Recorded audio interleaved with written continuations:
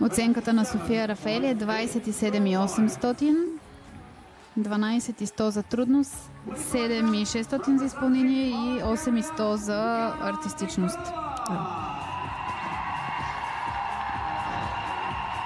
Силни аплодисменти от българската агитка в Унибет Арена в Талин за Стиляна Николова, която ще ни покаже своето изиграване на топка. Желаем и успех!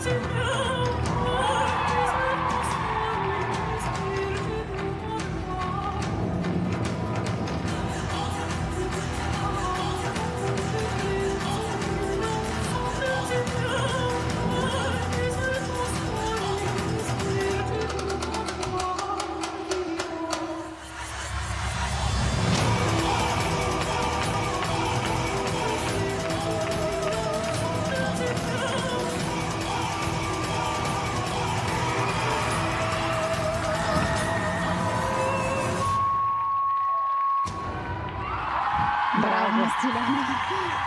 Ох, ние тук направо искахме ние да хващаме с Стиляна, особено ти.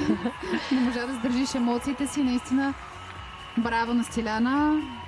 Успя да покаже много добре своето съчетание. Много зашеметяваща композиция, различна, наелектризираща, нещо ново, което не сме виждали до този момент от Стиляна като стил. Не знам за тебе, но аз настръхнах, докато я гледах. Толкова овладяна, толкова концентрирана. Всеки един елемент просто го изчакваше да го довърши. За мен тази топка предизвиква. Да, наистина е едно новаторство и така спираща дъха спектакъл би го нарекла. Много хубави пируети направи Стиляна. И сега 4 пируета на панше, които ще й донесат 9 десети, 2,5 на странична везна с помощ, пирует, който е за над една точка, и фуетето също завъртя, мисля, че 10-11 оборота, които също ще бъдат оценени за над една точка. Сложни рискове, чисти търкаляния, всичко имаше в това съчетание. Мога да кажа, че това съчетание е учебник по артистично, защото всичките компоненти, които съдиите за артистичност трябва да следят,